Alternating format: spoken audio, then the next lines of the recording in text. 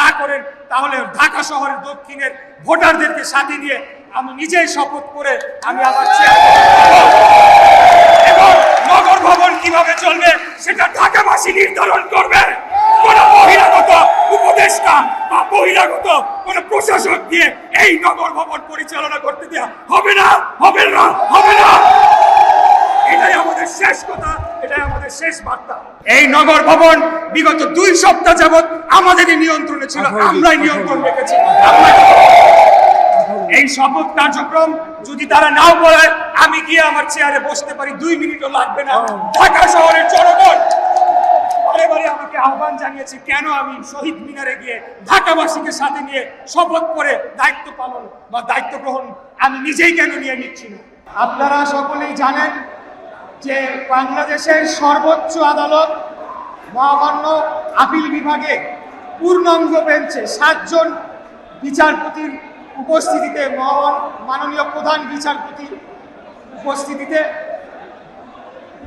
আমাদের ঢাকা দক্ষিণ সিটি কর্পোরেশনের যে মামলা সংক্রান্ত বিষয় ছিল সেটির বিরুদ্ধে যে রায় আমরা পেয়েছিলাম, তার বিরুদ্ধে যে আপিল করা হয়েছিল হাইকোর্টে, সেটিকে যে খারিজ করা হয়েছিল, তার পরিপ্রেক্ষিতে যে শুনানিটি হয়, এরপরে সরকারের কোনো পক্ষের কোনো সুযোগ নাই যে এখানে আইনি জটিলতা রয়েছে, কারণ সর্বোচ্চ আদালতের পূর্ণাঙ্গ বেঞ্চে এই যে রিট আবেদনটি ছিল সেটিকে নিষ্পত্তি করে ইলেকশন কমিশন অর্থাৎ নির্বাচন কমিশনকেই সর্বসম্মতভাবে ক্ষমতা দেয়া হয়েছে এই বিষয়ে সিদ্ধান্ত নেওয়ার জন্য। অতএব নির্বাচন কমিশন যে গ্যাজেটটি প্রকাশ করেছিল, ইলেকশন ট্রাইব্যুনালের রায়ের উপর ভিত্তি করে তারা যে গ্যাজেটটি প্রকাশ করে আমাকে ঢাকা দক্ষিণ সিটির মেয়র পদে ঘোষণা করেছিল, সেটি বহাল থাকছে এবং সেটিকে আইন হিসেবে মেনে নিতে হবে। এটাই প্রতিষ্ঠা পেয়েছে সর্বোচ্চ আদালতের রায়ের মাধ্যমে। আপনারা দেখেছেন যে বর্তমান অন্তর্বর্তীকালীন সরকার এবং তার কতিপয় উপদেষ্টা তারা পক্ষপাতদুষ্ট হয়ে তারা আমাদের এই নির্বাচনের রায় নিয়ে টালবাহানা করেছে। দীর্ঘদিন যাবৎ তারা আমাকে শপথ না পড়ানোর মধ্য দিয়ে বাংলাদেশের সংবিধানকে লঙ্ঘন করেছে, নির্বাচন কমিশনের ক্ষমতাকে তারা অসম্মান করেছে এবং আপনারা দেখেছেন তারা আইনে আদালত মানে না, তারা নির্বাচন commission Jamuna smart refrigerator, smart লাইফে স্মার্ট রেফ্রিজারেটর মানে না, তারা সংবিধান মানে না, তাহলে তারা মানেটা কি? এই বাংলাদেশের মানুষ আমরা যদি আগামীকালকে থেকে তাদেরকে না মানা শুরু করি সেটার দায় দায়িত্ব কে নিবে? তাদেরকে বসানো হয়েছে এই অন্তর্বর্তীকালীন সরকারকে একটি ছাত্র জনতার রক্তাক্ত গণ অভ্যুত্থানের পরে বাংলাদেশের সকল রাজনৈতিক দল এবং শ্রেণী পেশার মানুষ ছাত্রদের উপস্থিতিতে, বৈষম্য বিরোধী ছাত্র আন্দোলনের ছাত্রদের নেতাদের উপস্থিতিতে বসানো হয়েছিল যাতে তারা শান্তিপূর্ণভাবে ক্ষমতা হস্তান্তরের যে প্রক্রিয়া সেটিকে সম্পন্ন করার মাধ্যমে জনগণের নির্বাচিত প্রতিনিধিদের কাছে ক্ষমতা হস্তান্তর করে। কিন্তু আমরা যেটা লক্ষ্য করতে পারলাম যে একটা মেয়র, ঢাকা দক্ষিণ সিটির একজন মেয়র, একটা খুবই সামান্য পদ যদি আমরা পুরো বাংলাদেশের প্রশাসনকে এবং বাংলাদেশের স্থানীয় সরকারকে আমলে নিতে চাই, সেটিকে হস্তান্তর করতে, সেটিকে আদালতের সর্বোচ্চ রায়ের পরেও এখনো শপথ করানো নিয়ে তারা টালবাহানা করছে। তারা কিভাবে আগামী দিনে তাদের অধীনে একটা জাতীয় নির্বাচন নিরপেক্ষ সুষ্ঠু সম্পন্ন হতে পারে সেটা নিয়ে ইতিমধ্যেই জনগণের মাঝে প্রশ্ন দেখা দিয়েছে। এই সরকার তার নিরপেক্ষতা হারিয়েছে। আমি একটু ধারাবাহিকতায় যদি বলতে চাই, আমাদের এই আদালতের রায় এবং গ্যাজেট প্রকাশ করার পরে আমরা যখন সরকারের কাছে বারবার আবেদন জানালাম, বারবার লিখিতভাবে জানালাম, তারা কিন্তু তোয়াক্কা করলো না। এরপরে ঢাকা শহর দক্ষিণের সর্বস্তরের ভোটাররা তারা রাজপথে নেমে আসে। দীর্ঘদিন যাবত আপনারা আন্দোলন করছেন, এই আন্দোলনের সৈনিকেরা, সেনাপতিরা সবাই আজকে উপস্থিত আছেন, মোড়লের সবাই আছেন। এরপরে আমরা আমাদের দাবি আদায়ে আমরা এখান থেকে বের হয়ে যমুনা ঘেরাও দিয়ে আমরা সেখানে 2 দিন অবস্থান করে যমুনা ঘেরাও দিয়েছিলাম। তখন আমরা কি দেখতে পেলাম? জাতির সামনে একটি নতুন নাটক মঞ্চস্থ করা হলো, যেখানে এখানে পদত্যাগের নাটকের মাধ্যমে জাতিকে, যেটাকে আমরা এক কথায় বলতে পারি ইমোশনাল ব্ল্যাকমেলের মাধ্যমে একটা নাটক মঞ্চস্থ করা হলো। আমরা এখান থেকে স্পষ্টভাবে বলতে চাই, রাষ্ট্র পরিচালনা কোনো আবেগের বিষয় নয়।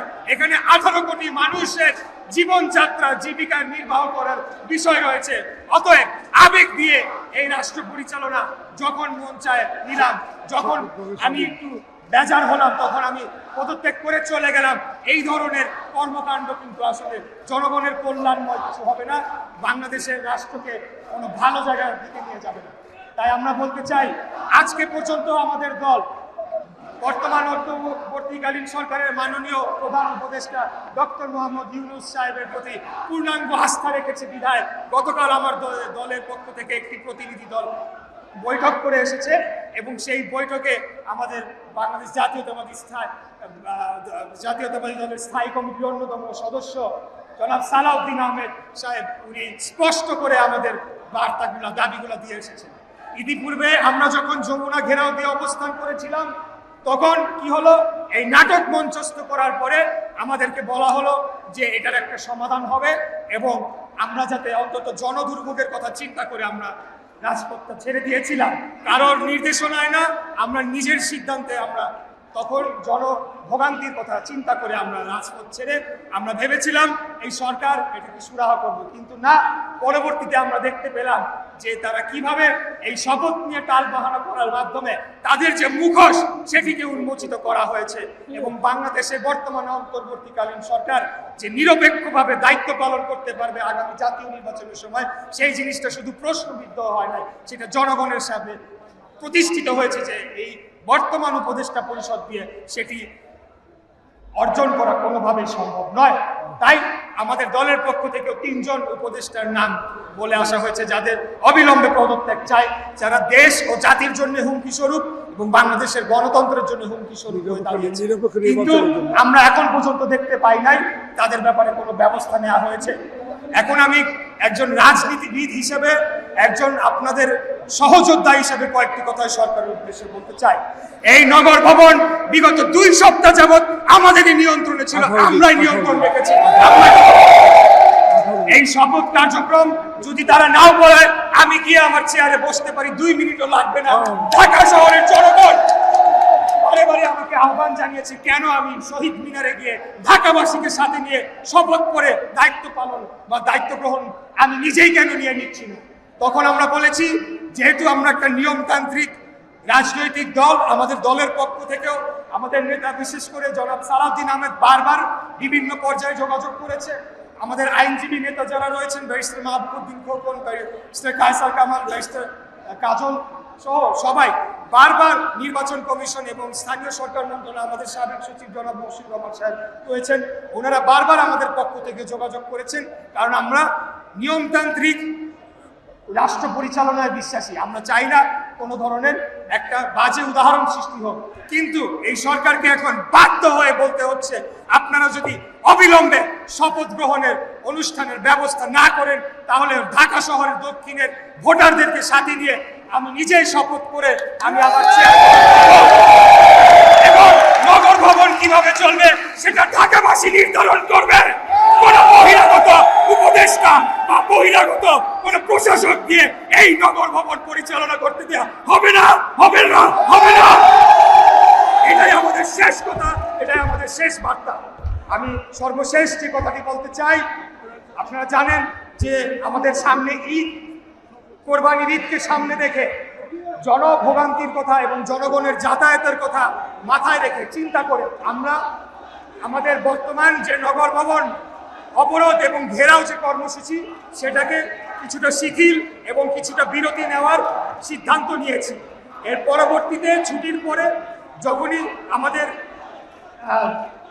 এই শপথ গ্রহণের অনুষ্ঠানের বিষয়ে সরকারের পক্ষ থেকে স্পষ্ট কোনো বার্তা যদি না আসে, আমরা তখন ঢাকার দক্ষিণের স্তরের জনগণ এবং ভোটারদেরকে সাথে নিয়ে দুর্বার আন্দোলন গড়ে তোলার মাধ্যমে ঢাকাবাসীর ভোটের অধিকার প্রতিষ্ঠা করব। এটা আজকে নৈতিক দায়িত্ব হয়ে দাঁড়িয়েছে। এটা আমার একার মেয়র হওয়ার বিষয় নয়, এটা আমার ক্ষমতায় যাওয়ার বিষয় নয়। আমি আবারও স্পষ্টভাবে বলতে চাই, আমি দুঃখ প্রকাশ করতে চাই যে যে জনদুর্ভোগী সৃষ্টি হয়েছে, সিটি কর্পোরেশনকে স্থবির করে ফেলার মাধ্যমে জনগণের সেবার যেটা বিঘ্ন হয়েছে, সেটা দায় পুরোপুরি বর্তমান অন্তর্বর্তীকালীন সরকার এবং এই বর্তমান স্থানীয় সরকার মন্ত্রণালয়, তার দায়িত্বপ্রাপ্ত উপদেষ্টা এবং কর্মকর্তাদের উপর বর্তায়। তারা সরাসরি সংবিধান লঙ্ঘন করার মাধ্যমে এই আমার যে শপথ গ্রহণ অনুষ্ঠান সেটিকে না করতে গিয়ে সরাসরি সংবিধানকে লঙ্ঘন করেছে, আইনকে অবজ্ঞা করেছে, সর্বোচ্চ আদালতকে অবমাননা করছে। তাই আজকে আমরা যদি আমাদের মূল যে লক্ষ্য ছিল যে বাংলাদেশে একটা সুষ্ঠু, সঠিক, অংশগ্রহণমূলক, গ্রহণযোগ্য, নিরপেক্ষ নির্বাচন, জাতীয় নির্বাচনের মাধ্যমে জনগণের সরকারকে রাষ্ট্র ক্ষমতায় নিয়ে যেতে হবে, সেটা যদি আমরা অর্জন করতে চাই, তাহলে এই যে নগর ভবন কেন্দ্রিক যে আন্দোলনটা তৈরি হয়েছে, এই আন্দোলনকে তার চূড়ান্ত লক্ষ্যে না নেওয়া পর্যন্ত আমরা মাঠ ছেড়ে যাব না। এবং আমরা স্পষ্ট ঘোষণা দিতে চাই, কোন বহিরাগত প্রশাসক